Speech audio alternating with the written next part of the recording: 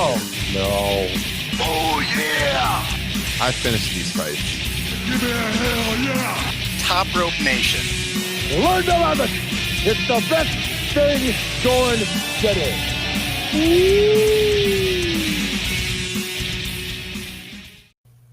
Welcome to Top Rope Nation. In my opinion, your source for the best in weekly professional wrestling talk. My name's Ryan Drosty. I'm here with Justin Joint, Kyle Ross, and we've made it back safely from the Windy City. We're back from AEW All Out in the confines of our own home now to do a little podcasting, guys. The last time we did this, it was about 1 o'clock in the morning. We were at the Hyatt in Hoffman Estates. We had our guy Brian filming us on his cell phone. Turned out to be a pretty good show, though, man. We scrapped it together. It's late at night. We did it. I think if you guys haven't heard the show, check it out in the archives. Of course, we were live at AEW All Out on Sunday night. Hell of a broadcast. Kyle, the next day, you went up to Milwaukee, took in a baseball game. You've got quite a streak going when it comes to going to these baseball games, don't you? Last two times I've attended a Major League Baseball game, home team's been outscored a combined 29-0. Unbelievable. Unfreaking believable. It's not good, but we doubled or nothing the Brew Crew the next day. They won 10-0, paid them back, the Phils. By the way, if you are ever in Milwaukee, not just you two, but anyone listening to this pod, and Brian will love this. I know he's listening just to make sure I said this. There is a Days Inn, I believe, on North 6th Street. Okay. Do not book this hotel ever. I am not lying. The shittiest single hotel I have ever had the misfortune of setting a foot in 41 years on planet Earth. We, after about 15 minutes, turned around, didn't even get in the room. That's how bad the impression was. So you're saying that our Hyatt with the very, very bad internet Wi-Fi, otherwise very nice hotel, was much better. Much better. This was, on the premier travel websites compared to this thing in Milwaukee. Okay, I mean, that went the Hyatt, my God. That might have been the Taj Mahal, as far as I'm concerned, compared to this freaking shithole. So we didn't even make it to the room. We're in the elevator, and the elevator was acting janky. We get up to like this 4th floor. It wouldn't stop at the floor that he gave us a reservation on. There was also a note in the lobby that says, if you own a Kia or Hyundai and it's stolen, we're not responsible for that. So I was like feeling bad the minute I walked in. I'm like, Brian, I don't like this place. Oh my God. We booked it on the fly. I told you guys we didn't have a hotel set for Milwaukee. So we're sitting at the game. We're drinking. He's like, Days. I'm like, Days in. That sounds whatever. Go for it. So we get there. Neighborhood was questionable. Lobby was questionable. Elevator's questionable. I said, Brian, I ain't doing it. So we went back downstairs, looked at the guy, said, we ain't staying here. He's like, well, how was the room? I said, don't know, didn't look. Wow. Brian, he's a proud veteran of this country. He'll get his money back. He is. I'm sure already has. But, we stayed somewhere far more reputable, and it was much better. But, yeah. The Days Inn, North High, I think it is.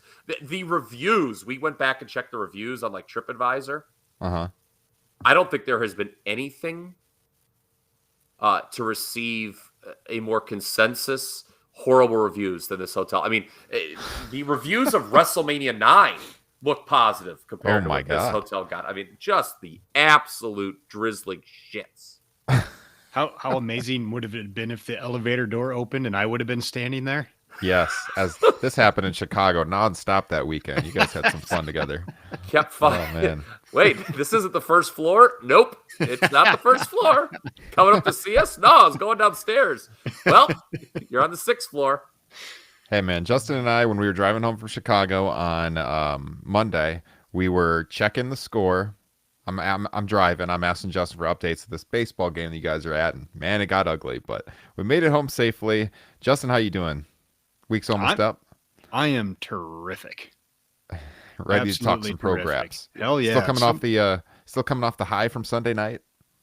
Yeah, definitely. I'm looking forward to rewatching it, which I haven't had a chance to do yet. But yeah, thank God some tape trading nerd saved professional wrestling. Isn't that the truth, man? We were listening to Tony Khan on the Way of the Blade podcast on the way home. Great interview. Excellent. Check it out Yeah. if you haven't listened to it. But I do see we. Yeah, go ahead, Kyle. I was going to just say, I wanted to add before I forgot, you talked about the last time we were all together in front of the microphones. We were in the hotel room right after All Out. That was also after I made sure that all the other podcasters who were in the arena that night could not get transportation back to their hotel so we could be first.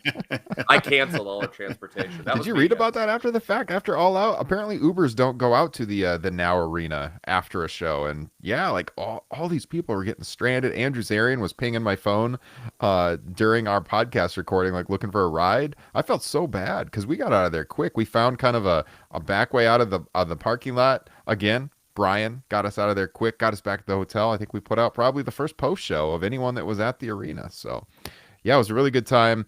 Again, check it out in the archives if you didn't hear it. But we had a great time in Chicago. But we're here to talk about everything that's happened in the pro wrestling world since and what is on the horizon. And I mean, guys, what a massive week for AEW. You know, they come off arguably the best pay-per-view of all time, and you know, we didn't really check to see what people were saying about the show after the fact because we recorded right away, but we were saying on the podcast, this could be up there as one of the greatest pay-per-views of all time.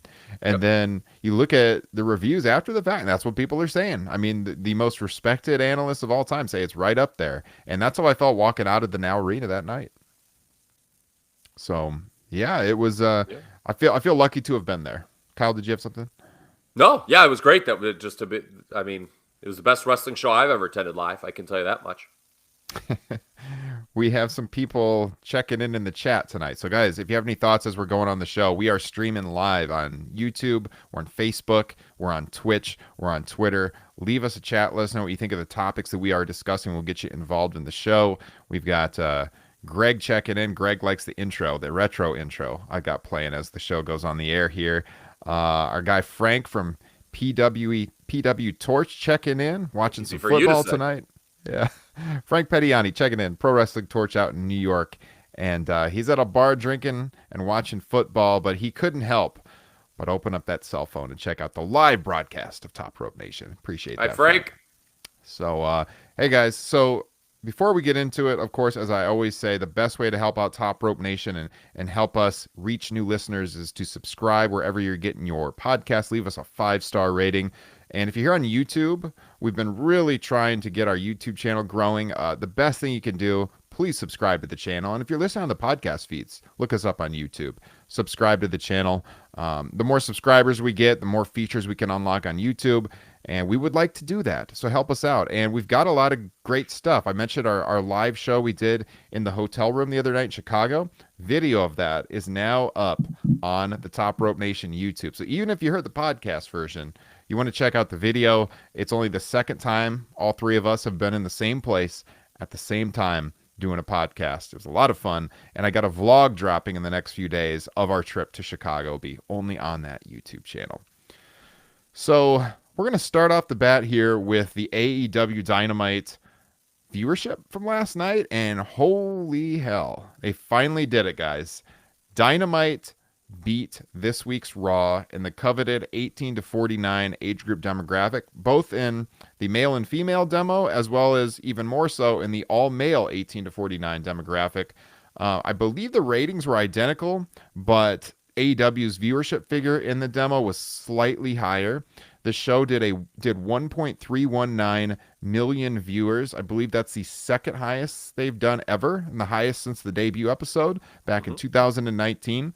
So you look at this show, they got Bryan Danielson on Dynamite for the first time following his debut at All Out. They got Adam Cole on the show for the first time since his debut. Same thing for Ruby Soho. They had CM Punk on the show. Justin Joint, what did you think of AEW Dynamite, and what do you think of this news?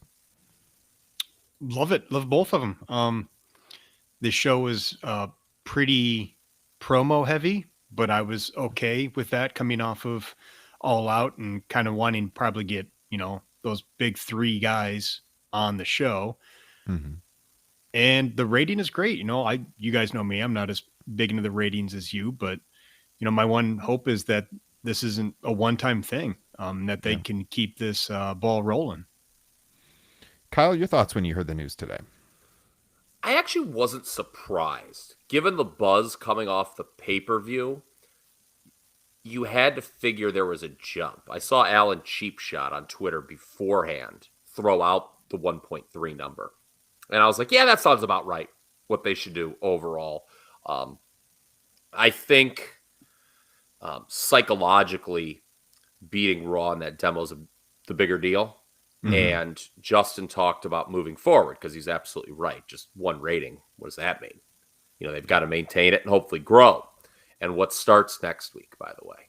Monday Night Football. Monday Night Football. Yeah, are you ready for some football? So it's going to be interesting how much that cuts into Raw's total viewership. I know that there's been some discourse online today that maybe it's not going to be a ton. There was a college football game on Monday. Now, it wasn't a big-time college game.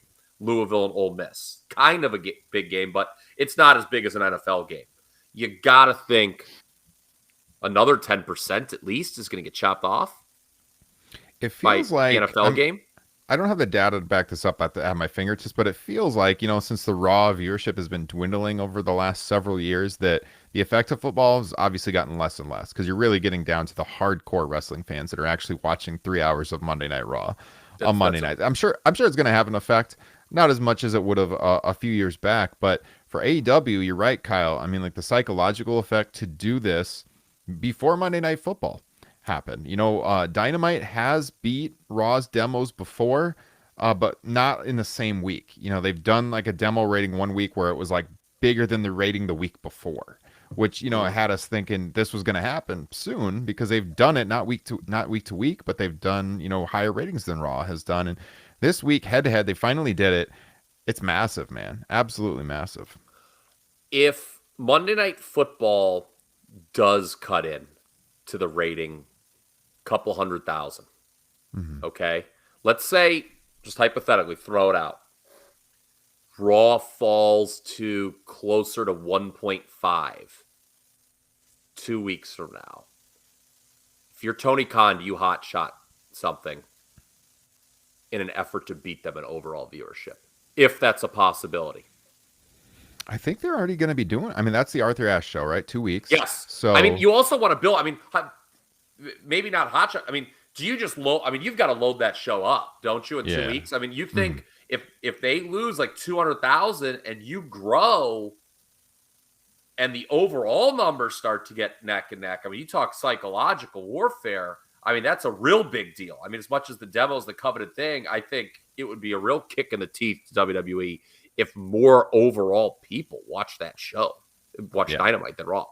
You can see they've already started building that Arthur Ashe show with bringing Cody Rhodes back to face Malachi Black. But I don't think you want to do too much reactionary stuff to boost a rating. I think that's where you could start maybe getting into trouble. Obviously, what they are doing for the past 2-3 months is working. So I say stay the course. Although it wouldn't surprise me to see Omega versus Bryan Danielson at the Arthur Ashe show. Wow. Okay. Ooh. I don't know if I would hold that for the pay-per-view. By the way, interesting thing with AEW. There was a pretty long gap when you think about it between Double or Nothing and All Out. Like it was 3 months in between. There's only 8 weeks we have till Full Gear. It seems like that's kind of the same thing with Revolution to Double or Nothing too. I don't think that's all that long of a time span. I mean, that's late. Yeah, it's a little longer than 8 weeks, right? Because it's like late February to late May. This is early September to mid-November. So I feel that this has got to be the shortest gap between AEW pay-per-views. By the way, we should also mention, talk about pay-per-views, they did their biggest number on Sunday ever on pay-per-view. We don't know what the exact number is yet as we're recording this, but Meltzer has all but confirmed it is their biggest number of all time and will be the biggest non-WWE pay-per-view number since 1999 WCW. My recommendation for Arthur Ashe is doing like a big multi-person match with Brian Danielson. How many times are we going to do that? In it. Like against the Elite. Yeah, someone threw that out, I think, in our Facebook group. It might have been Tim. I think he suggested like a 6-man where he did maybe Brian, even Brian Punk, and I think he threw out Hangman Page, but I don't know how long Hangman Page is off for. He's going to be back. Well, I mean that would be a huge match if they could do that, obviously. But I mean, it's going to be their biggest live attendance ever. It's going to be a massive show. I'm sure they got something in their back pocket for that. And you're looking at this company where you would only expect their momentum to keep growing. You know, like I've talked to some wrestling fans that don't watch a lot of AEW, but they still tune into WWE. And these have been people that have been kind of resistant to watching AEW, believe it or not. And this is something maybe we'll get into here in a little bit with the fan bases. But they're starting to get curious. And I think, you know, as the weeks go on and they hear more about what Adam Cole's doing and more about what Bryan Danielson is doing, you would think that this company is just going to keep growing and growing and moving in that direction. And, you know, we'll see what happens. But WWE has been a little bit better with their ratings this year as compared to last year. But, you know, over the last several years, they've lost a ton of their audience, and they certainly haven't been moving in the right direction. So, I mean, we shall see, but things are getting real interesting. And even if you're not a ratings person, I just don't see how anyone can make the case that Raw or even SmackDown are good programs, let alone better than Dynamite. They're objectively bad shows. Yeah. I mean, you got friends, right? Would you ever recommend a non-wrestling fan friend of yours to watch Monday Night Raw? Would you ever do that? No, because they would wonder why the hell you watch this shit. Yes. I mean, that's the thing, you know? I mean, why would you know, ever tell somebody to watch Raw? And I mean, that speaks volumes. In terms of luring more potential WWE viewers, it's interesting. Justin, you and I were talking about this after the show in the hotel parking lot with that Bryan Danielson promo. It's very interesting how he did not go after WWE at all. Adam Cole didn't either. And this is something we could talk about later on too, you know, with their decisions and why they ultimately decided to move. But not knocking WWE on television, which I think a lot of people want them to do, is probably smart in the long term in terms of, you know, again, potentially drawing those WWE loyalists away. Because if you just shit on the WWE, if you have all these guys come over and, you know, cut these promos, oh, that place sucked, and, you know, fuck Vince. There's a school of thought you're not going to make fans because you're like shitting on something that people actually do like, right? And people are going to become more resistant and dig their heels in and possibly not like it. So I think it's actually pretty smart, whether or not they actually did enjoy their time or not. And I think they did. Bryan Danielson, I'm over 3 here, and Adam Cole, in terms of not knocking their former employer. Yeah. Yeah. I think and they did legitimately enjoy it there. I believe them. Yeah.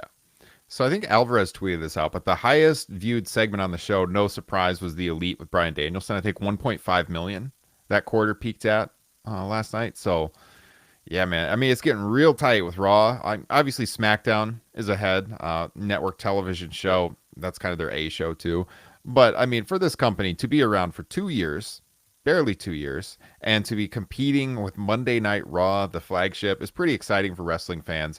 I feel like when I talk to people about this, and I'm talking about AEW, and I'm so excited about AEW, that sometimes when I talk to people who are like such diehard WWE fans and they're so resistant to like watch AEW, I don't really get it. And there's this kind of like, we've talked about this on the show a few weeks ago, there's this tribal thing going on, and you can almost like draw a line between people who have watched pro wrestling post WCW only and people that watch pro wrestling pre 2001, because, you know, for us growing up as wrestling fans in the 80s and 90s, we would watch whatever the better program was. Yes, we like might have preferred WWF or WCW. I always was a WWF guy. But you know what? In 1996, when Raw was freaking terrible, I was watching Nitro. And in 97, when Raw started to, you know, get better, I started watching Raw more again. But I would watch the better program.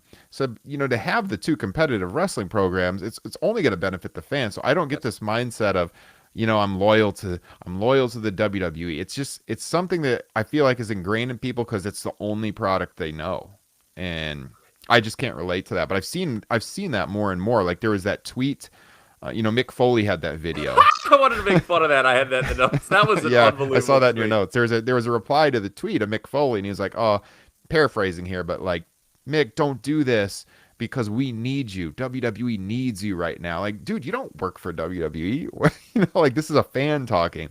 Mick was talking about how for young wrestlers, WWE is no longer maybe the goal anymore. AEW is, because of the product they're putting on and the creativity they let the performers have. So if you haven't been watching AEW and you listen to this podcast, which we've been talking more and more about AEW because it's, simply put, by far the better show right now. And excitement level around the product, we can tell you from being at the event, it's not even close right now. There's something special happening, and you guys should get on board if you're not watching Dynamite and Rampage. This was the exact tweet, the response to Mick Foley's comments on WWE not being a destination for younger performers now. Mick, been a fan for decades. This post breaks my heart. We need WWE legends more than ever right now to show their support for WWE. Please don't cross the battle lines. We love you. Oh, my God. Imagine tweeting that. I mean, not to shit on this poor bastard, but, like, you're right, Ryan. Like, I don't really identify with being loyal to brand, as you guys both know, and has perhaps left you scratching your heads at times. I don't have, like, favorite sports teams. Yeah. I don't have favorite wrestlers, really. Like, I just like things that are good. And I'll go back and forth without shame. I don't care. And, like, I just prefer AEW right now, to your point.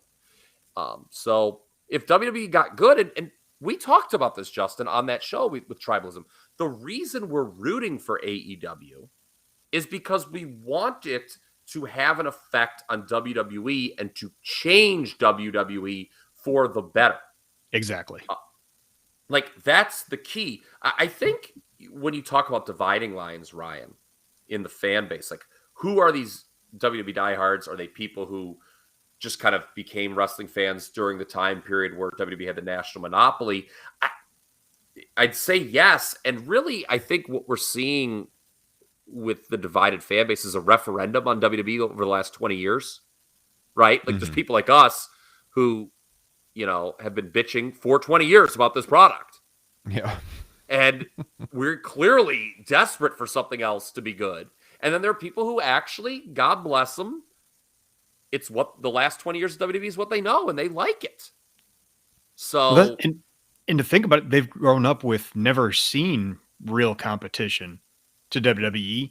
And I think Ryan and I talked about this on the car ride home, is that they've never really grown up with great storytelling like we did with, late 80s, early 90s, both WCW and WWF. And like you already said, it wasn't about choosing sides. It was watching whichever one was better. And, it seemed like when one got better, it in turn make the other one better.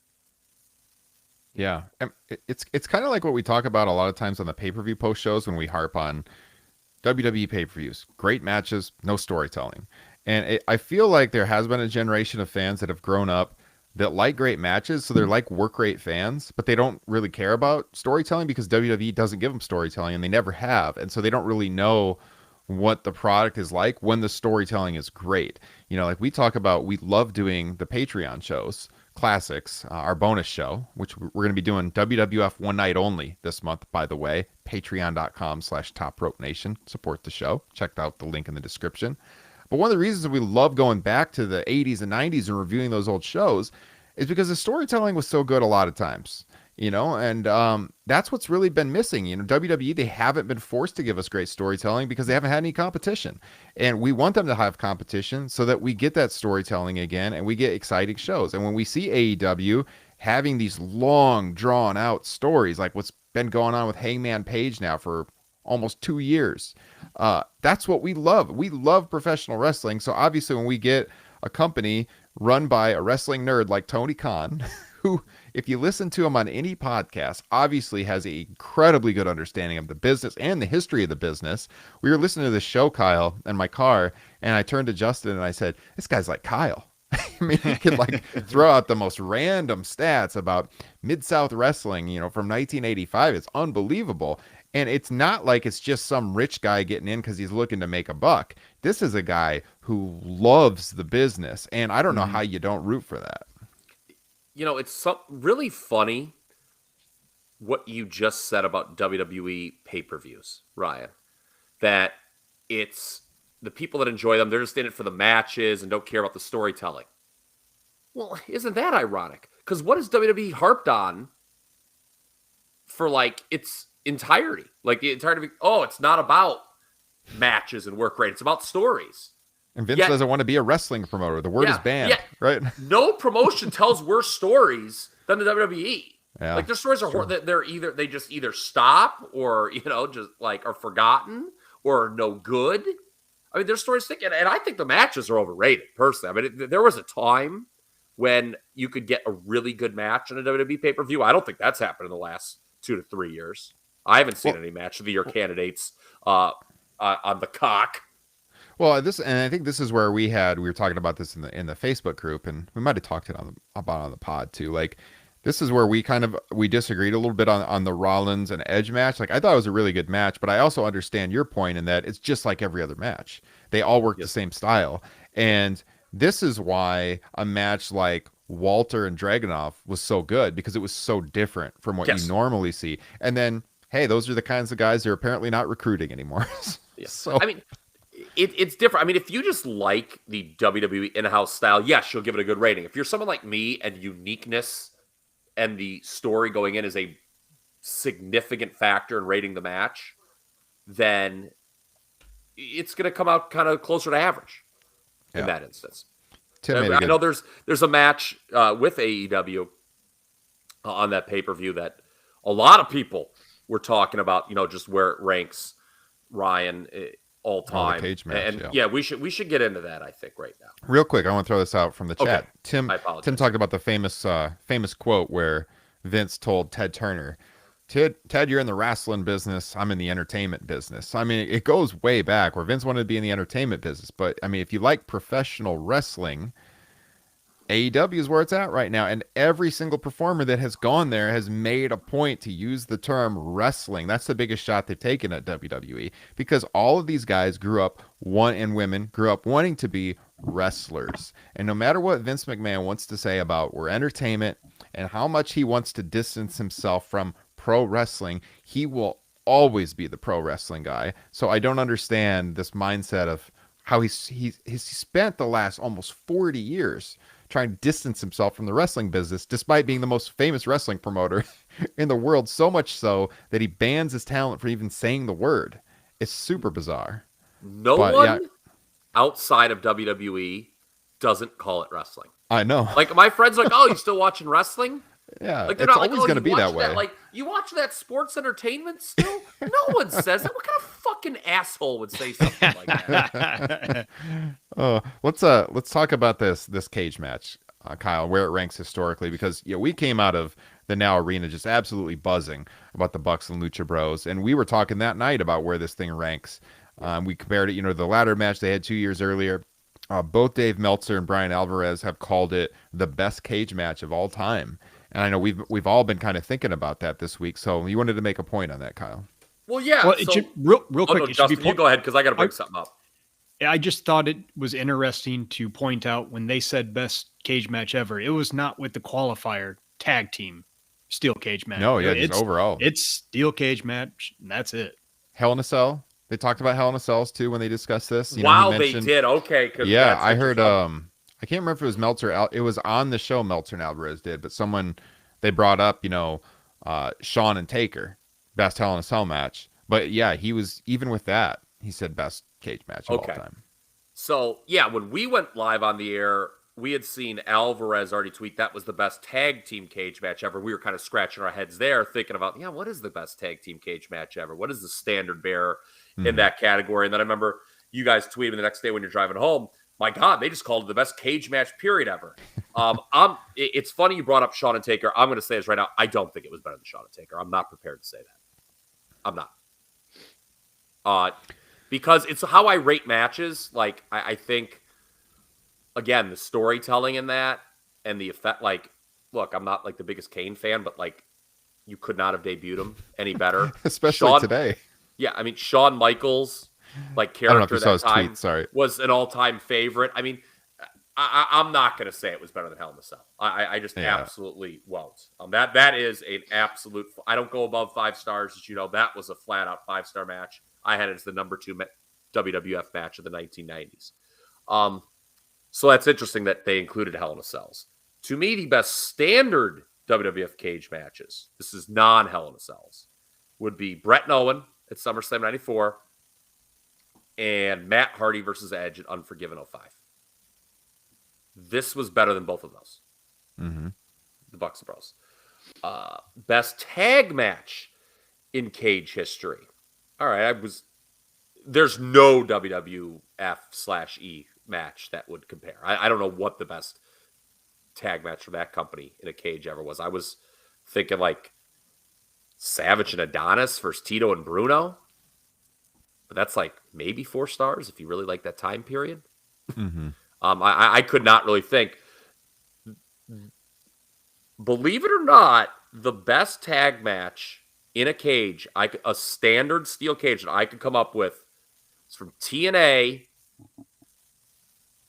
and that was Turning Point 04 with America's Most Wanted against Triple X when Elix Skipper ran the top of the 6 sides. That was a big deal at the time. That was a flat-out, bona fide match of the year candidate at the time, and it's one of the best matches in the history of that promotion. Bucks versus Bros is better than that. So it is. I don't think it's better than Michaels Taker and Hell in a Cell. I do think it is the best tag team cage match ever. I could not think of anything else. I was going back in time. Rock and Roll Express against the Andersons at Starrcade 86. No. What about War Games? If you bring in War Games. That's interesting. I mean, that's a hard compare because that's like a different match. Yeah. Mm-hmm. I don't know if it's not an apples to apples comparison, even though like tag and single really isn't either. But I don't know if you want to bring War Games, and that's a whole different discussion. I do not think certainly the build of Lucha Bros Young Bucks was as good as Sergeant Slaughter, Don Kernodle against Rick Steamboat and Jay Youngblood. If you want to go way back, or Brett Owen, the match that begat Starrcade. In Greensboro in '83, Meltzer loves telling the story about the traffic jams. But as a match, Bucks and Bros was better than that, I think. Have you rewatched it yet? What? No, I have not. Okay. I'm comfortable. I'm thinking just on initial. Yeah, it could, and that's the thing too. Like, I could if I go back, but I'm comfortable saying it's not better than HBK Taker Hell. So I'm sorry, Michael Jenkinson, you're wrong. I saw that tweet. Yeah, I don't agree with that. Like, I'm somebody, we'll see how things evolve from now. Like you just said, Justin, have you watched it again? No, I haven't. We'll see how it is, 6 months from now. Does it have any long lasting effect on anything? Have people moved on? I'm ready to say this. Young Bucks are the best tag team in the history of professional wrestling. I will say that. This was the best tag team cage match ever, and I think the Young Bucks are the best tag team in the history of pro wrestling. Those two things I am comfortable in saying right now. Wow. I would be comfortable saying that as well. I would really have to think, because I have been going back and forth on this with the first Hell in a Cell, HBK and Taker, and this one. And to me, that's the only one in the neighborhood. And something about that match, just it being the first one ever, and that kind of makes it a little bit special too. I don't know, man. It's 1A and 1B. Those two, though, to me, those two are above everything else. And I love Bret and Owen in the cage. I mean, I've got the program on my office wall here. I love that SummerSlam 94 match, but I got to go with the Bucks and Lucha Bros too, man. I mean, that match was incredible. As far as a standard cage, now keep in mind, here's another thing too with WWF/E cage matches. So many of them are that shitty, you have to climb out rule. Which I think just took away from cage matches. That's not really it's like gym class rules. First guy over wins. That's kind of lame. Yeah, agreed. So, I mean, it's been the talking point this week. And, obviously this was a show full of highlights. That was the best match on the show. But, I mean, Punk was great in his return to the ring, too. I love the feel of that match. Cornette the main event was very good. Cornette loved it. He did not like Punk or Bros and Bucks at all, which is predictable. He was really doing a lot of verbal gymnastics to not like it. But By the way, he loved the Punk Darby match. I mean, the great TJ Hawk, one of my favorite reviewers, he loved that as well. I mean, that was a definite 4-star match. I mean, it was dude, worked. we got to talk too, because people, I mean, I saw it like the next day on Twitter, the comparisons with the Brett and 1-2-3 Kid match, and we were talking about it in the stands, me and you. Like, we turned to each other simultaneously right after they did the spot where we watched on the big screen when Punk did the when he got thrown down thing, and we're like, that's exactly like the match with Brett and Kid in '94. So yeah, we noted that live, and other people have been talking about that. So it was kind of an homage to the match. Yeah, seriously. But yeah, it was just a great worked old school style match. Loved it. Which is okay. Variety up and down We the are card. nerds. I'll take that on. Yeah, you want that, right? You don't want every match worked the same. Yeah. So I mean, yeah, top to bottom, just a great show.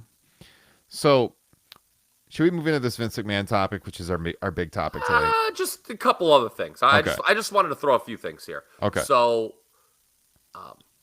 on Dynamite, we should mention Punk looks to be feuding with Team Taz. Yep.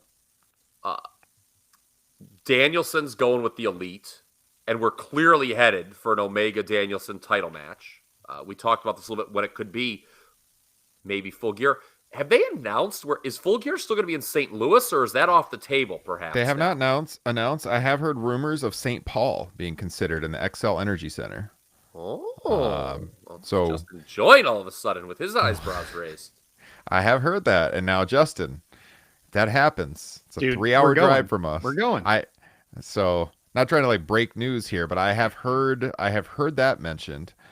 So I mean, I don't know. I think the arena used to be Scott Trade Center, where the Blues play. I can't remember what it's called now. Downtown, the big arena in St. Louis. I believe I looked that up, and it is available the weekend that they move the show to.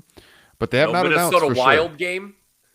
No, XL Energy Center in St. Paul is open as well. So both of those, I believe, are open. So we'll see. But they have not announced. It could be moved now since they moved the show a week. So we'll see. And it's interesting. MJF works with Pillman. That promo, I thought, I don't know if Junior looked that great in that segment, but my God, was MJF on fire. He came across almost like the best heel in the business. It's funny, you don't think MJF and Pillman is going to be a long-term program, right? Right. I know we said it's only 8 weeks till Full Gear, but I don't know how long-term CM Punk and Team Taz is. Could these be kind of things to heat them up, and then you do CM Punk MJF? Because I know a lot of people say they want to see that particular matchup. That was a takeaway I had from Dynamite last night. And one last question I had about the All Out pay-per-view. And we mentioned this a little bit on our immediate reaction show, but it's going to blend nicely into our big topic for the day. Debuting Cole and Danielson in the same segment. That was criticized by some on the pay-per-view. I presume all three of us are still in agreement that was okay and made for a pretty, wild end to a pay-per-view. Mm-hmm. I don't think anyone sees any issue with that anymore. I think you almost needed ever. I think you needed the Adam Cole pop to kind of increase the Bryan Danielson pop, because, obviously all of us were excited when Adam Cole came out, but then there was that split second of like, oh, damn, that probably means no Bryan Danielson. And then he kicks Jungle Boy and it's back on the table and you get even more excited again. Yeah. Yeah, right when the turn happened, we were like, all right, Bryan's coming out. I think there's a certain booking philosophy. People aren't wrong for thinking this, but I think they're guilty of being too married to the philosophy. There's like, oh, well, people just forget about Adam Cole right away when you debut another guy. But if you're watching the TV, that's just not the case. Like, people were still talking about him debuting, 24 to 48 hours after. And then you watch Dynamite. Had he just walked out with the rest of them when they were introduced, maybe, that Jim Cornette or whoever viewpoint would have held more water. But Cole was given his own intro on Dynamite, came out, cut a promo. Everyone's talking about, I can see this guy being the leader of the Elite down the line. And by the way, I think that dynamic, like when Omega does drop the title, that's a long-term storyline you can play where there's a power play for the Elite between Omega and Adam Cole. But everyone's like, this is a great promo. And I loved the bit with Tony Schiavone. Get out of the ring, nerd. Yeah, when he's telling him not to, like, cozy up to Britt Baker anymore. I thought that was good. That's so tremendous good. stuff. Yeah. And it's really funny. And this is how I'm going to transition to our big topic for today, Ryan. Everyone's like, Meltzer reported what he had been told Adam Cole had been proposed to stay with what his role would have been. And it would have been more of a talking role. Okay. And everyone's like, oh, we should, and some WWE people were like, oh, that would have been great. Why would he? What did he do on Dynamite? He talked. He can still talk, and he can be the wrestler he wants to be. And he doesn't have to, he can look like more of a main event player than some chicken shit hiding behind Keith Lee, who should never be a heel anyway. Yeah. Dude, okay, so he goes out on Dynamite and I'm sure had the leeway to say basically whatever he would want. Whereas he moves up to SmackDown or Raw, it's all scripted for him. That's got to be refreshing just right there. And, that's something, again, we're going to talk about guys moving and if Vince has lost the old Midas touch and how people are realizing it. But, Vince, even back in the 80s, obviously, when he would get guys from the territories and bring them in, he would want to put his own little Midas touch, sprinkle his little, WWE fairy dust on everyone, right? Like Jake Roberts, he got a steak. He's Jake the Snake. But you go back and watch Jake Roberts, he certainly had his own autonomy on how he worked matches, on the promos he cut, especially. It's not like he was just being handed a promo and saying, cut this, right? So, I mean, that's got to your point, Ryan, that's got to be really enticing for Adam Cole. It's like, hey, okay, yeah, I'm still going to talk in AEW. I can say what I want and be the worker I want to be. A couple of things just came across the chat. So first of all, I checked the calendars of the Enterprise Center in St. Louis, which was formerly the Scott Trade Center, home of the St. Louis Blues. It is open on November 13th. Then I looked at the Excel Energy Center in St. Paul, also open on November 13th. And then Aaron Graham in our chat pointed out that the Wikipedia page for Full Gear currently lists the Target Center in Minneapolis as the home of the show. I have not seen that confirmed anywhere, so that's interesting that has been Did we miss something? there. I'm looking. I mean, when you Google AEW Full Gear, it still has it. It's Saturday, November 6th. So, I mean, that should tell you. But yeah, it does. And then if you go to the Wikipedia page, he's right, though. It does say Target Center. Yeah, but the notes on that do not link to a recent source. So I don't know. But yeah, I mean, I'd heard Excel Energy Center, which is a much nicer building than the Target Center. But man, I don't know. Anyone can edit Wikipedia. I'm looking at the references and I don't see a recent announcement, but who knows? Maybe something's come out while we're recording. But either way, it could be moved. It could be moved to the Twin Cities. That's what I had heard too. So we shall see. Tim, really quickly before we transition to this, he wanted to know who had the biggest pop at All Out. And I've been thinking about that. And I think I still got to go with Punk because the sing-along to his entrance was so cool. But man, Adam Cole and Bryan is right there. Both of those moments. I don't know if I can pick out one for sure. What would you guys say? I think I'm it has biased. to be one of those two. I'm biased because I've rewatched the Bryan Danielson debut like an absurd amount of times this week.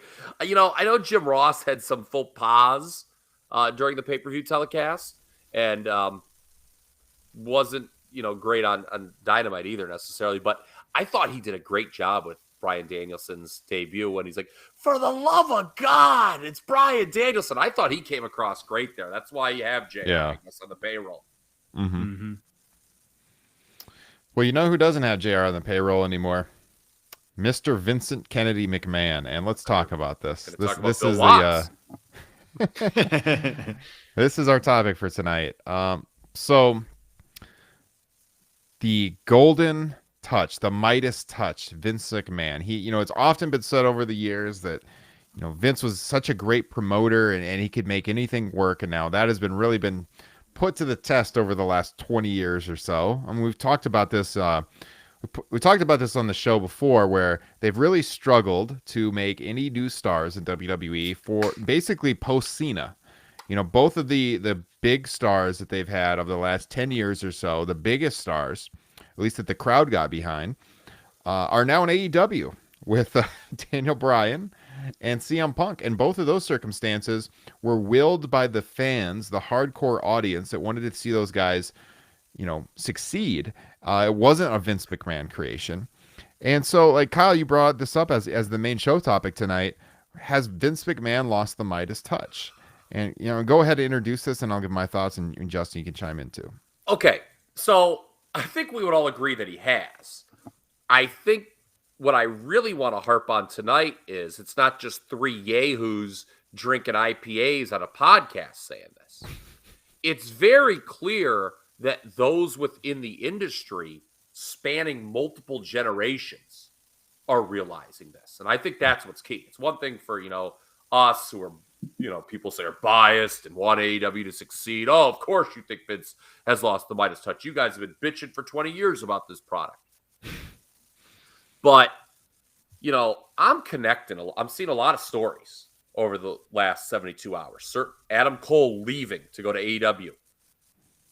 The reports of Kevin Owens' contract being up in January and him almost certainly going to follow Adam Cole to AEW. The Mick Foley comments. I'm sitting here, I'm thinking, I'm reading it. I'm like, the common factor here is all these people are kind of just looking at Vince McMahon right now and saying, that's all you got? Owens has been there for a while, so he maybe not so much. But let's talk about what Meltzer said the plan for Adam Cole was.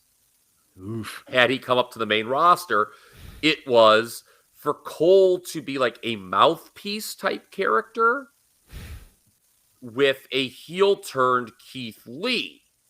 And there are a lot of people like, no, that couldn't be the case. No way. Why would you still believe Meltzer? Well, look at the history of WWE. Do you know your history, people? Of the brand of the company that you love so much?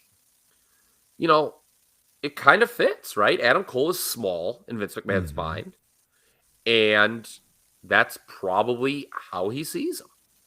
Yeah. And if you're Adam Cole, I think Meltzer made this exact point word for word. He's like, oh, yeah, he made the right decision.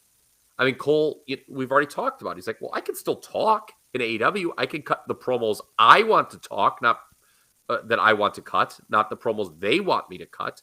And I can have the matches I want to have instead of being molded in the image of Vince McMahon, which I'm not buying. Like, it's obviously Adam Cole sat and thought about it. He's like, no, I don't buy that. Vince didn't sell me on doing that. And, it goes beyond Adam Cole, really, when you look at this younger generation of talent, right? It's clear that this younger generation is just not buying the character or the persona that Vince McMahon is trying to sell them. And people can say whatever they want about the young generation, young talent, but it's Vince and Bruce's job to sell them. If they can't sell them, they are not doing their job. Mm-hmm. I mean, it's one thing just for us to be like, this idea sucks.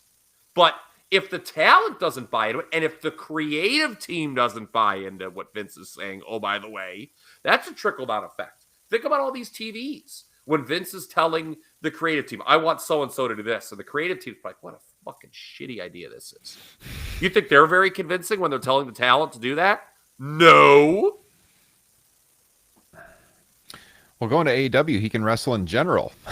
He's not going to be a mouthpiece for Keith Lee. And I know some people are wondering, is that really true that Meltzer said that? I mean, it's entirely believable. I mean, that is kind of their track record with smaller guys. They've done it recently with Leo Rush. They did it in the past with Scotty Flamingo, Raven. Right? Yeah, Johnny Polo. Johnny Polo, and he's a talker. He's an announcer. For WWE. Yeah, because he was too small. The Quebecers. I mean, they have a track record of doing this, and it does seem like a lot, like to offer a guy, potentially $1 million to make him a mouthpiece on the main roster, but I mean, if you don't want to lose the guy and they're willing to pay it, they would. But if that just shows how tone deaf this promotion, or not the promotion, the decision makers at the top, whether it was Vince or Bruce that pitched that. Because I think Meltzer said he heard two different stories on that. Either way, who in their right mind would pitch Adam Cole as a mouthpiece? You know what they're Jesus. saying to him? You know what they're saying to him? Oh, you could be like Sean, and he'd be like Diesel, right? Because Sean worked obviously, though. yeah, I mean, but like Sean had been an established worker before he Yeah. had Diesel. I saw some other people talk about, and I think this is the one I want to harp on. When Roddy Piper was brought into the promotion in '84, he was brought in as a mouthpiece because the thought was he was too small. And by 1984 standards, he was kind of small. But A, it's not 1984 anymore. Okay. And B, like, Adam Cole's good on the mic, but he's no Roddy Piper. Agree. And he's a much better worker than Roddy Piper ever was in ring. So, like, to me, like, doing that to, like, Adam Cole, yes, he's a good talker, but his strength and the strength of so many in this younger generation is in ring. So I just thought it was just a terrible idea by Vince. And I'm not, and when you hear that, you're just not surprised at all, Adam Cole, because it's a mid-card gimmick, Justin, right? Yeah. Yeah. And that just goes to show how out of touch it is for him to think that is going to make him want to re-sign. I'm sure part of his thinking is that why wouldn't they just want to be part of the main roster? WrestleManias and SummerSlams and Royal Rumbles, that's what he thinks the draw is, but that's not enough for guys anymore, especially when they get close. No, yeah. What did Bryan Danielson say a couple months ago after main eventing WrestleMania? I felt nothing. Yeah. Here's Says a it guy. all right there. You give this guy the last match on the second night of WrestleMania. Yeah, it didn't really mean much to me. And he, by his guy who account, loves enjoyed his wrestling. time there, and he should have enjoyed his time, right? He had one of the great moments at WrestleMania 30. But here's a guy, and this speaks volumes to what's going on in WWE right now. Daniel Bryan had no ill will towards WWE or his time there, but he takes a look at a lay of the land, and he sees what AEW is doing, and he's like, "Yeah, I'd rather be there." Well, no matter what they're going to come up with for me here in WWE, it's no good. And again, he'd been around, like a Kevin Owens for so long. It's just time to go. People used to leave. That's another thing with this generation of fans who are, so loyal to WWE. I think they just kind of, I don't want to say they just don't get it, but maybe they just don't. Like, people leave. That's just what you do. The idea of being in a promotion in the same place for 6 years used to be insane. Justin, I know you and I threw out this specific examples on this podcast years ago. Jake Roberts and Jim Duggan. Okay? Legendary 6-year runs in the WWF.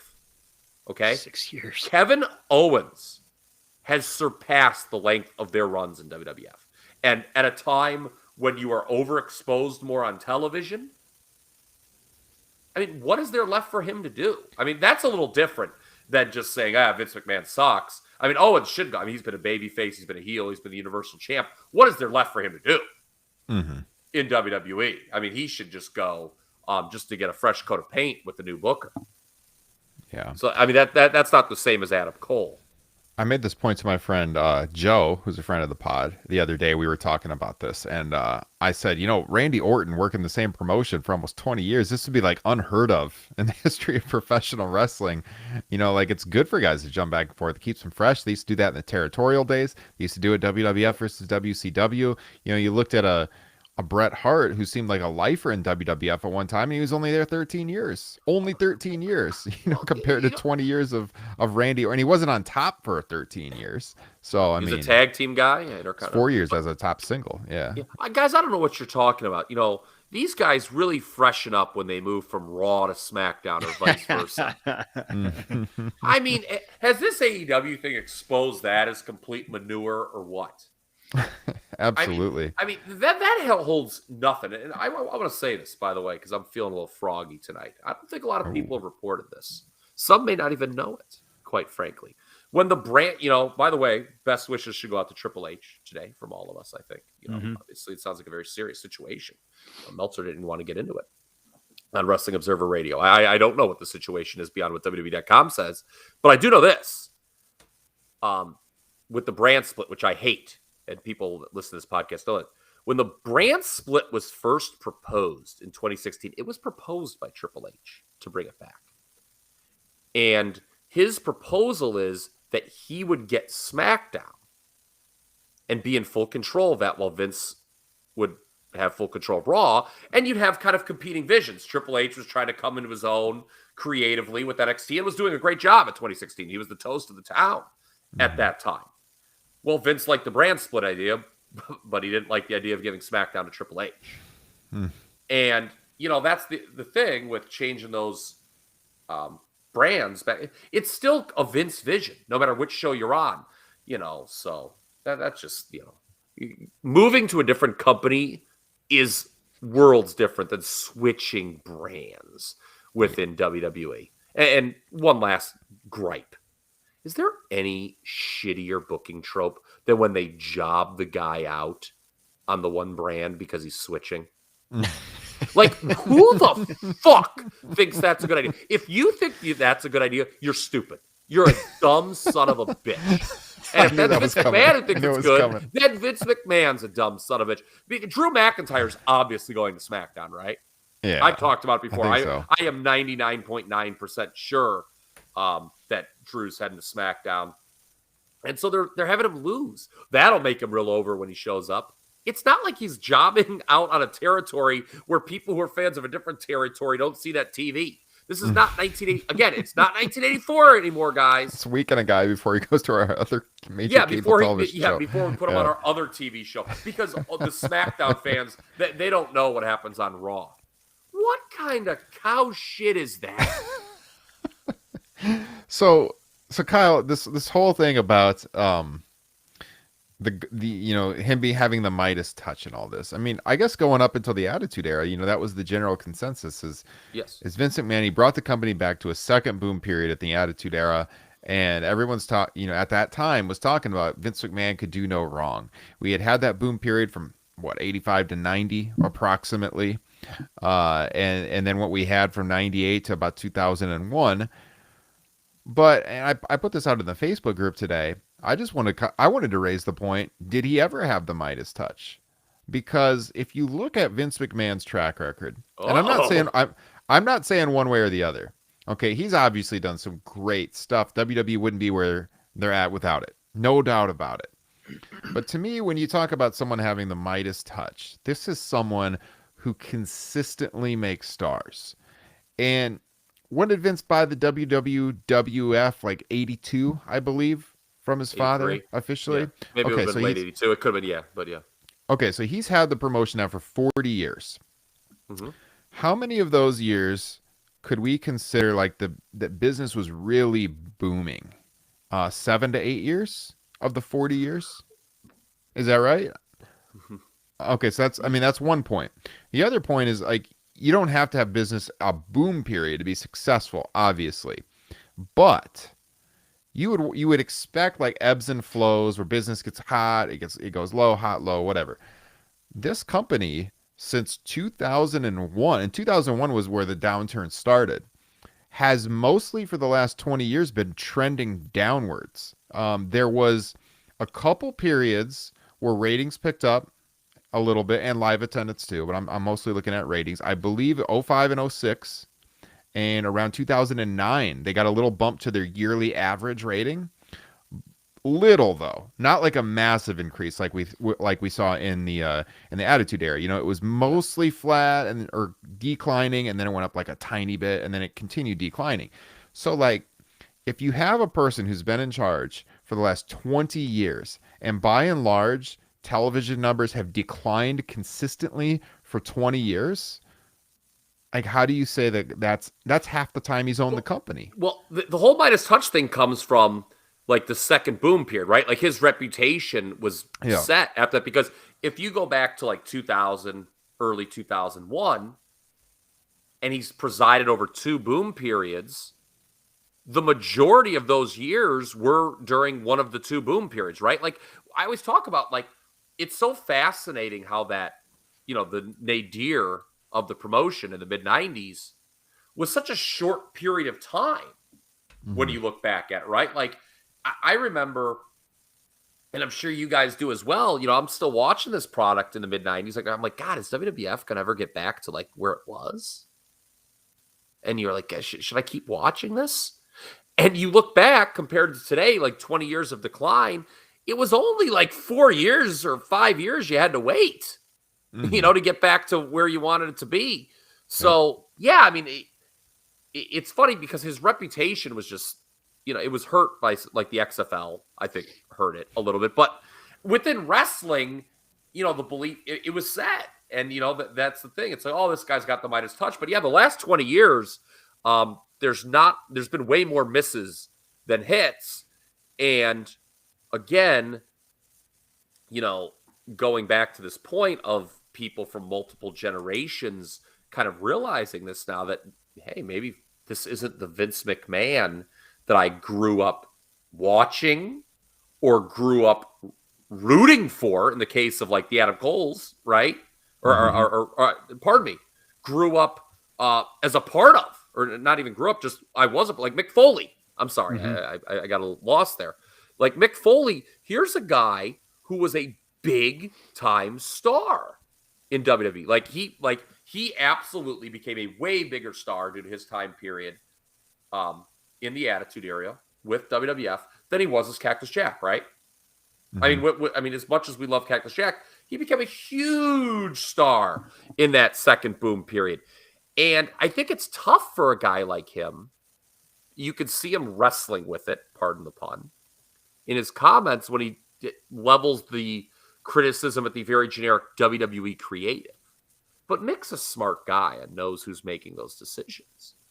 And I think he's like, man, is this like all Vince Scott? I mean, he brought up the Karrion Kross stuff, and he's like, what are you doing?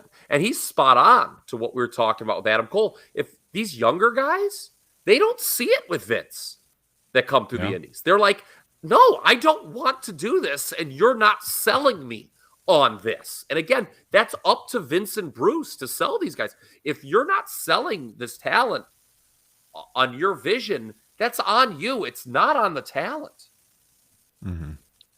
I saw Adam in San Diego. He said earlier, and we've harped on Booker T on this podcast before about some bad takes. But Booker T apparently today said he 100% agreed with Mick Foley. Go ahead, Justin. Sorry. I was just going to say, in regards to these guys like Kevin Owens and Adam Cole leaving, I'm sure they grew up. They're probably right around the same age as us, a little bit younger. But, I'm sure they grew up seeing ECW in the Attitude Era. And it's, WWE with the PG era has just become much more of a cartoon, in regards to Karrion Kross, all of a sudden becoming, Cross of Demolition. They don't want any part of that. They want to go to the cool thing because that's what it was back in, the mid 90s. Cross of Demolition without the cool theme song. 1984 anymore. Right. I mean, I think we can't keep saying that. It's like, look, we all love the 80s WWE. I'm on record. Like, if you want like my hottest take, like in wrestling, like if someone's Kyle, what do you believe in wrestling that not enough people online believe? That 80s WWF is awesome. Like, I love 80s WWF. But it also is a part of that time period. Yeah.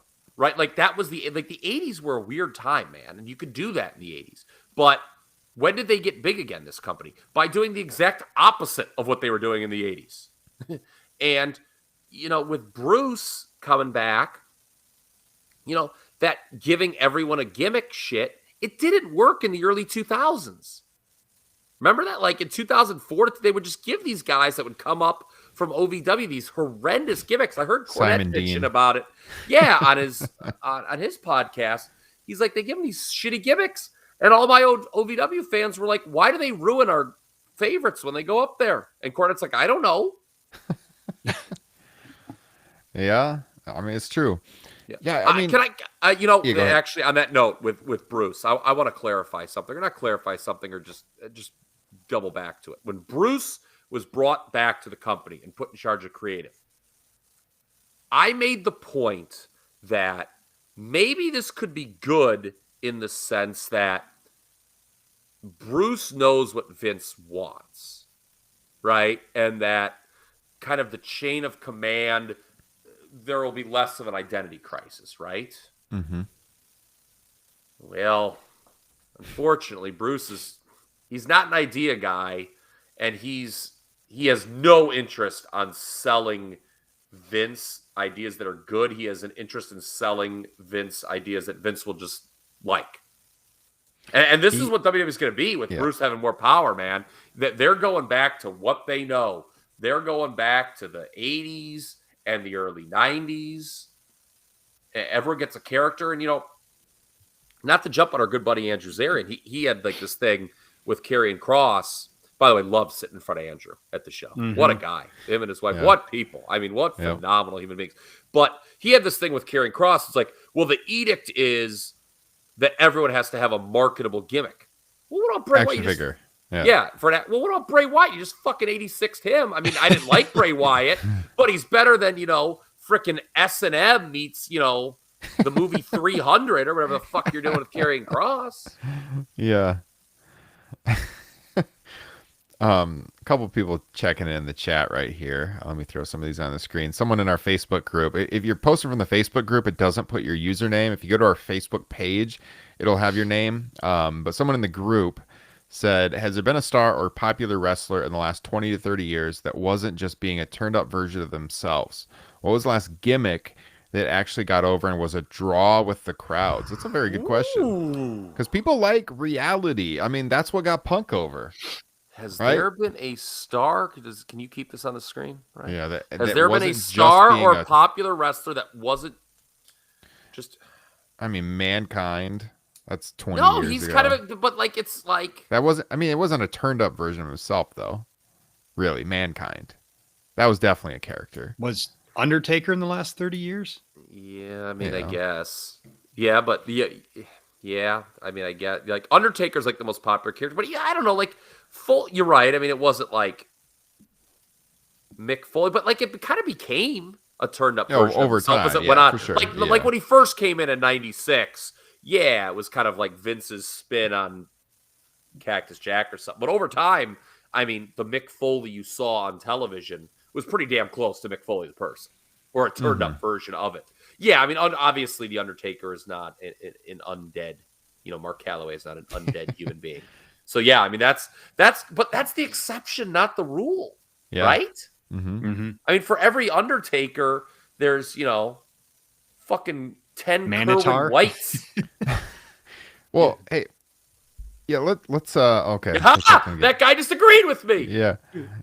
So did Mankind turn into a star, or was it Foley humanizing himself and endearing himself with the fans? I'm a big fan of Facebook users. Yeah, I mean, I think he did good drawing against. I mean, it wasn't a main event angle or anything, but his original feud with the Undertaker was memorable. But I think he really turned a corner when he did the sit down with JR on Raw in the summer of '97, and that eventually brought in Dude Love and everything. But he started telling the real Mick Foley story. Yeah, so that's a good point. So I mean, yeah, if you look at an actual a character that was a draw. I mean, it's hard because I think people like reality in professional wrestling. Whenever you tread that line of reality, that's when someone does very good. So, yeah, it's a good point. So, yeah. And Shawn Michaels, Shawn Michaels was kind of, I mean, that was turned up version of himself, I would say. I mean, let's be honest. The best Shawn Michaels is 97 Shawn Michaels. It's like, hey, I'm a complete asshole. What if I was a complete asshole on television? And that worked. Well, let's talk about I wanted to get to these characters because when you look at Vince McMahon and if he ever had the Midas touch, you got to look at the stars he created, right? And so you go back to the 80s. I said it in the group today. Okay, you got to give him credit for Hogan. Now, Hogan already had become a star elsewhere in the AWA. He'd already been in Rocky 3. But Vince did have the foresight to say, this is the guy I want to go national with. So I have to give him credit for that. Yes, absolutely. But then when you go to the second boom period, obviously the Austin thing, they ran with it, but it was they kind of stumbled into it. It wasn't like they took Steve Austin and said, this is the guy that we're going to build a company around. Like Austin got himself over by doing his own unscripted promo at King of the Ring 96. And eventually, yeah, he parlayed that into becoming the biggest star in the company. Now, Vince was smart enough to use Run with it. the outcome Yeah. of Montreal to make himself the evil boss, and that became the big draw and everything. But they kind of, in some ways, they kind of lucked into Steve Austin. I'll give him credit on that, but like he kind of lucked into it. I mean, John Cena, they were ready to fire this guy until Stephanie heard him doing the freestyle rapping on that I think in Europe. So they kind of lucked into that too. So I mean, you look at the track record of Vince McMahon and him actually like picking a guy out of the mid card or somebody who was just coming into the company and saying, I'm going to make this guy the top guy in the WWE, the WWF. There's not a great track record of that. He's failed at that multiple times. So I mean, it's people getting themselves over and him realizing. I mean, you give him credit for running with it. I mean, once '98 hit, the WWE knew exactly what it needed to become to be, and it executed perfectly over the course of that year. But when you talk about the attitude era, that second boom period, there were a lot of people within the promotion there to push Vince, strong voices, right? Patterson. Patterson obviously was the one constant, and God, is he missed in this company. Someone who could cut through, because he wasn't. It's funny. He played a stooge on TV, like a Vince ass kisser. But Patterson was a guy who was not afraid to tell Vince, maybe some, maybe Vince didn't necessarily want to hear, and he could sell Vince. Pat is not Bruce. First of all, Pat had good ideas. Okay, so that makes it different from Bruce right away. Bruce is not a great idea man, like we've said many times. Pat had great ideas, and he could kind of convince Vince. He could get in Vince's ear and say, hey, maybe this isn't your thing, but we need to go in this direction, right? And but Jim Ross, Jim Cornette, as much as we all don't like him, Vince Russo offered a very different perspective when he was with the company. And they were Vince, if left to his own devices, would not have come up with the Attitude Era. Like he would not have, it was Jim Ross assembling that roster of guys he was confident in, and Cornette had his things and Russo had his thing, but like there were a lot of people that Vince got it eventually to, get it. It was the famous phrase in that Super Bowl commercial, but it took him a while. It took him a while to get it. And, back to my point with Foley,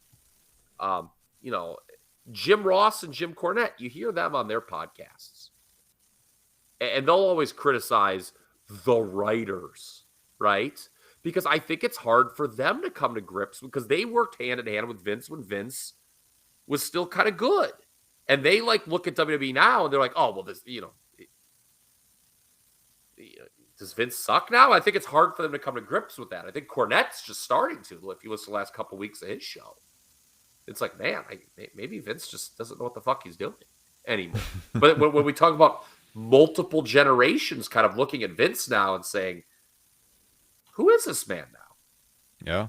There you go. I mean, I think the older generations realize too. And for the record, Vince McMahon's 76 years old. We've said this before. Why would you have a 76-year-old man running a business that is catered to an entertainment genre aimed at younger people? Just doesn't seem like a great dynamic. It's 27 years past the key demo. Yeah, I mean, so he's 76 now. So in 1997, he was how old? 24 years ago, or is that right? 24 years ago. So he was 52. Okay, I mean that's older than we are now, but it's not like you don't think of as 52 is like senile, right? Yeah. I hope not, man. It doesn't seem like it's that far away anymore. Oh man, yeah. I mean, I think it's well said. Has he ever had the Midas touch? I don't know, man. I mean, it's up for debate. I'm not saying it one way or the other. I'm just saying he's had a lot of misses with characters. And when you look at the 40 years he's been in control, most of that time, it's been trending downwards. So yeah, go ahead, Justin. I think we know where Vince really went wrong, where the WWE really started going downhill. And it was when they stopped using different unique sets at pay-per-views. That was it. That was the game changer. Because the minute they got rid of the in your house set, got rid of that White House, it was all downhill. It's been all downhill since the sets. But it's been the big talk in wrestling lately, hasn't it? The sets. Yeah. Maybe some chat rooms. We should talk about the writing team though too, because we've mentioned that before too. About it's not just the performers. I think the Raw and the SmackDown writing teams. I think they're looking at Vince right now and saying, "I'm not buying what you're saying, boss." And those guys are in a tough spot too, because as much as everyone wants to say, oh, these are just Hollywood writers and whatnot, there's a lot of wrestling fans among those teams. Okay. I mean, I know you got Dana Warrior. She's pretty worthless. Okay. I can tell you that right now. Okay. She doesn't, her next good idea will be the first. But you've got some smart people on these writing teams. And, you grow up a wrestling fan. This might be your dream job. What are you supposed to do? If you're making good money, you've got a family to provide for in some regards, whether it's a wife and kid or just parents or whatever. Do you jump up and down screaming in these meetings? Oh my God, this is the worst fucking idea I've ever heard, Vince. Or do you just look at your toes and say, we'll let this one fail and hope we can move on? And more often than not, it's the second one. I can tell you this right now. The two shittiest finishes at SummerSlam 2021. I'm telling you right now on the record, okay? And those would be the Goldberg cannot continue because of his knee and Becky Lynch squashing Bianca. Those were both 100% unequivocally Vince McMahon calls that other people were kind of like, I don't really think this is good. I'm telling you. And then they sit there and they're like, yep, that wasn't very good, was it? Who could have predicted that? Yeah. Yeah, and it's tough. And I told you before, I broke on this 2015 Royal Rumble. Vince McMahon was the one who's like, oh, this is going to be so great. It's going to get Roman over. And Jamie Noble was jumping up and down saying, this seems like a very bad idea. And Vince McMahon, who does not apologize very often, was like, yeah, that was on me. That was bad. But there's a trickle-down effect. Like I said, Vince if the creative team doesn't believe it, they can't sell it to the performers. And no one believes in what they're being told. Yeah. And then you have Vince, who either openly just despises the fans or thinks he knows better than they do as far as what they want.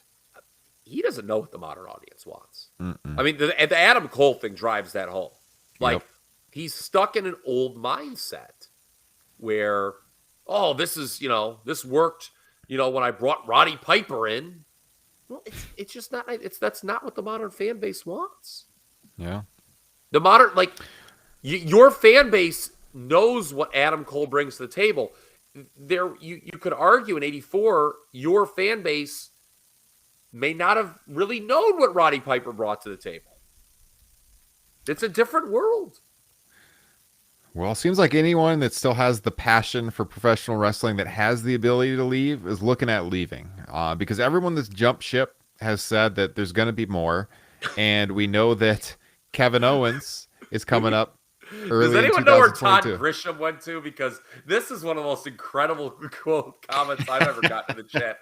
Where is Todd Grisham? I believe he's on ESPN, is he not? I think so. He stunk on SportsCenter too. God, he was one of the dirt worst people on SportsCenter. Kevin Owens, January 2022, I believe. His contract is up. He has posted some hints that got people talking on Twitter where he seemed to be referencing AEW. Guys, give me a percentage. With 100% he's leaving to 0% he's staying with WWE. Justin, how likely do you think it is that Kevin Owens becomes Kevin Steen and goes to AEW in January?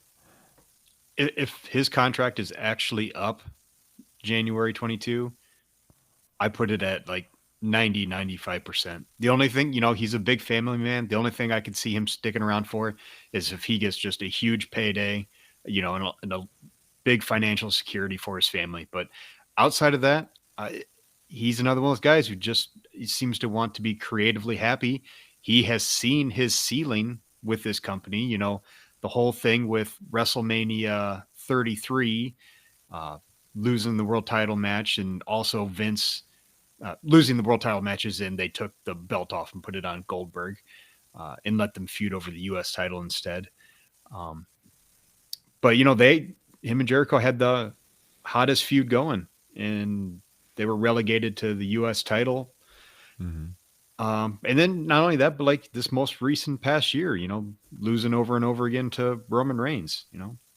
There's nothing else he can do here. I know there's people in WWE that think Kevin Owens should be one of the 3 top baby faces in the company.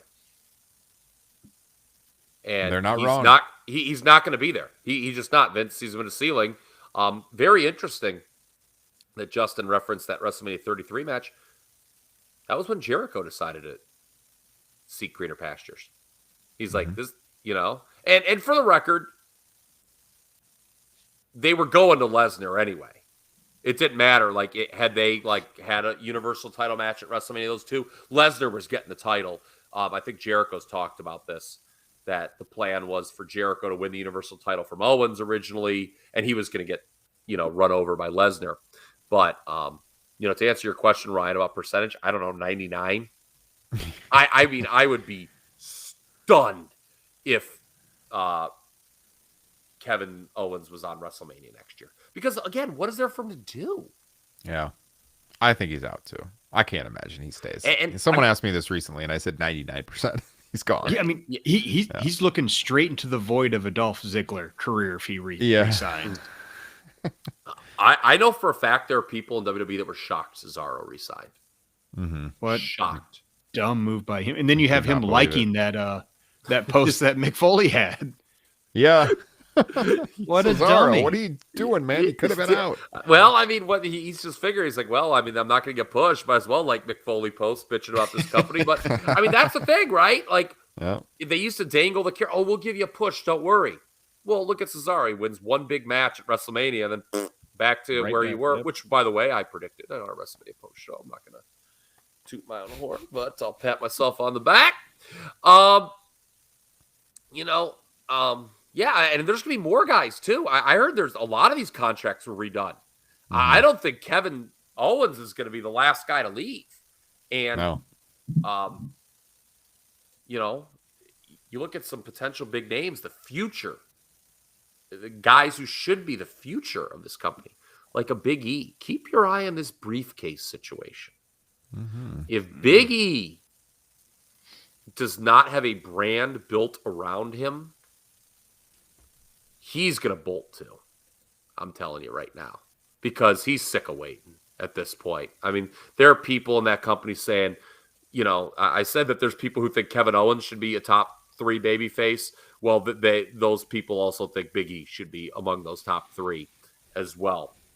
You say to watch Big E. Should we be watching Xavier Woods too, Kyle? I mean, yeah, I think Xavier Woods. I mean, by the way, the Raw creative team, I believe, confirmed Wrestling Observer newsletter readers, because 2 weeks ago, Dave in his Raw report was like, in the newsletter was like, yeah, whatever happened to Xavier Woods beating Lashley that one time on TV? They've just completely dropped that. What did they bring up Monday on Raw? They had Woods come out and cut a promo. Oh, hey, remember when I beat you that one time? Yeah, we forgot about that, but let's and Lashley kind of had no answer, which is real bad. He wasn't even mad about it. He was like, I think he looked at MVP like, wait, what? That happened? But I think there's going to be a lot of people that leave, and I think it's going to be, that younger generation who came up from the indies. They just, they're looking at Vince and they're like, we're not buying what you're selling. I mean, now some people are buying what he's selling. I'm sure Roman Reigns is happy with his lot in the WWE. I'm sure Lashley is happy with his lot in the WWE. Seth Rollins, Becky Lynch, Charlotte. It's the legacy people. It's the people that they recruited from real sports. Yes. It's the people that didn't grow up fans. And the people at the very, very top of the card. Those are the people that are going to stay. But anyone that grew up a hardcore wrestling fan, that was a star on the indies, that is not in the upper like main event tier consistently, I don't know how any of them stay. Because you got to look at the AEW roster and think about the matches you could have and the creative freedom you can have. Oh, and by the way, the kind of cash you can make. I don't care what WWE is offering because there's so many outside opportunities, starting with pro wrestling tees, to make money. If you're in AEW, look at Punk, $1 million off of that shirt, the Ringer shirt that he just released. And that's one shirt. He's got multiple items in the top 10 from his own personal store, stuff that was there before he was with AEW that he's reaping all the profits off of. You know what? WWE gives you a couple $100,000 more. You can recoup that pretty quickly these days on the internet, whether it's Twitch. And the stuff WWE's been banning, that's going to come back to haunt them. That they told these people they can't do Twitch, that they can't do the paid phone calls. The name is escaping me right now. That they can't do all of that. You got all that freedom. Yeah, Cameo. You got all that freedom in AEW. You can make up that money, and you can have the creative freedom. It's way more professionally satisfying. Why would you not leave? Get less dates too. Yeah, they don't run house shows. Yep. Exactly. You don't have to be left stranded in Saudi Arabia. I know Carl Anderson, a lot of people were talking, oh, this guy's just drunk rap, but he has legitimate reasons to be upset about WWE. Like you go back to people who are like maybe happy with their lot in life in WWE, because there are people for sure, like outside of like the champions, like Alexa Bliss strikes me as like the only one who is being given like blatantly terrible creative and is trying to make it work. But she ought to be like ashamed of herself for trying to do that, right? I brought that up. It's like people are like, oh, she's trying her best, but it's like, but that shit is terrible. Like I kind of respect it more if she's like, no, I'm not doing this. But whatever, she doesn't. I mean, she may not know any whatever, but another thing to keep an eye on. If more people keep leaving, what are these networks going to think? Because I'm telling you, the networks were like, wait a minute, you don't care that CM Punk? You don't care that Bryan Danielson just left your show to go to the competitor? We care about that. That doesn't seem good. And Andrew Zarian, again, he's brought up some of the issues that WWE already has with its network partners. USA's pissed that Fox gets all the stars. And Fox is pissed that they have to promote Peacock. Mm-hmm. If these two networks, which aren't as dumb as Vince thinks they are like, why is everyone leaving you? They're going to be like, do you have the Midas touch anymore? And why are we giving you $1 billion when that contract comes due? We're going to call your bluff. We're going to give you a lot less than that. That also needs to be driven home. So even if Dynamite doesn't beat Raw consistently in the demo or, top it in overall viewers anytime soon, look at what USA is paying for Raw versus what TNT pays for Dynamite. It's I think 8 to 10 times more? Yeah. Mm-hmm. I mean, in terms of cost-benefit analysis and value, TNT's getting far better value. Someone just checked in the chat with that. What network in their right mind will pay Vince the current fees when some t-shirt company is pulling 1 million eyes a week? No kidding. I mean, it's true.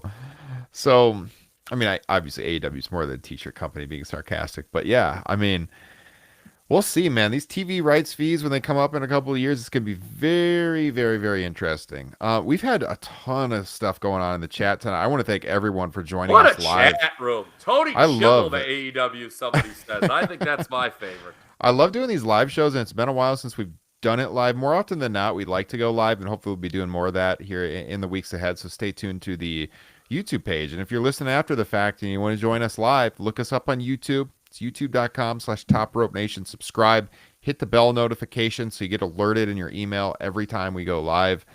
But this has been really active. I think what we're going to have to do the next time we're live is just do a Q&A. We haven't done that in a while. Take questions from the people in the chat room, because there's just we're already been at this for 90 minutes, so there's no way we can get to all of this. But send us an email if you got a question. It's topropenation@gmail.com, and we'll do a Q&A segment. We used to do those like almost every other week. It's been a long time since we've done one. We should do that, yeah. So we'll do one here in the next couple of weeks, and if you send it now, send your questions now, we'll save them. We'll get them involved in the show here in the weeks ahead. Of course, as I mentioned at the top of the broadcast, check out the Patreon page. We got bonus content dropping there each and every week. It's the best way to support the show. Link in the podcast description, patreon.com/Top Rope Nation. You can find me on Twitter. It's at Ryan Droste, Droste, at TRP Kyle, at Justin Joynt, JOYNT. And the show is at Top Rope Nation. Check out the Pro Wrestling Discussion group on Facebook. Search Top Rope Nation Pro Wrestling Discussion. All of us are on there each and every day talking pro wrestling with a few hundred people. It's a great time. Would love to have you join us. And hey, man, I think that about covers it. We got to a lot tonight. We had a big agenda, and it was a lot of fun. A lot of fun catching up with you guys after a great weekend in Chicago. Zombie Tim, Dust was $12, Tim. $12. How much was beer at the show? $12 for a Zombie Dust. But they had Zombie Dust on tap in the arena, which was pretty I mean, that's pretty like amazing. standard. I mean, fuck, man. We were at that Brewers game. They weren't freaking giving you any deals at AmFam Field. Yeah. A nice park, by the way. God, It is, yeah. I mean, I you know, when you've had a few beers, anything will taste good. But by God, was this cheeseburger good that I had there? I almost thought about Hey, man, just you're in getting up Wisconsin. Cheese, it makes sense. I almost thought about getting up and getting another one. Yeah. All right, boys. I think this has been a fun time. 91 minutes in. It's time to take it home. Hey, if you can do it, close the show with Unsettling Differences by Blue Smock Nancy. There's a request. Kevin Steen's old theme song from ROH. It's a banger. I will put it on the podcast version. I can't put it on YouTube or they'll pull it or they'll, do whatever. Copyright strike us. But on the podcast version, absolutely Justin Joynt. I love that. Thank you. All right, guys. Have a great weekend. We will catch you again real soon. Take care. Peace.